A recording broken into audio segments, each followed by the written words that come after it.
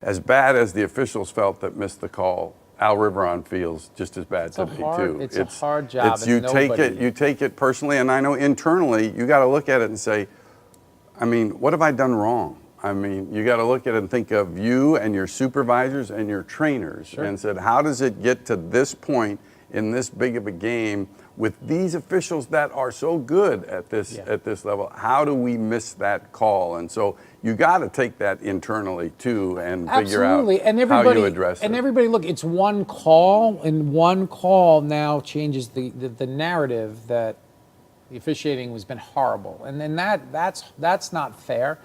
And again, but you do take it personally, and no one feels worse than the people that are involved in the game.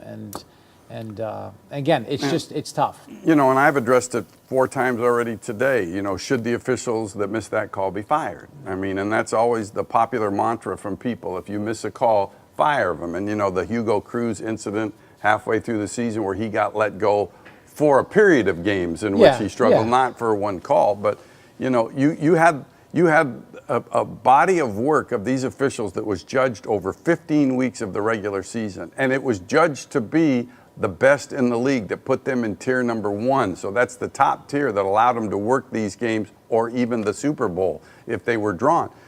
Are you going to fire your best over one missed call? No, it's insanity. And do you suspend them or fine them? That's insanity too, because if you actually started suspending officials over a judgment call, you know what would happen? They would then overreact and be afraid to, you know, not call anything, and boom, flags would fly everywhere. So none of that makes sense. They got to live with that mistake.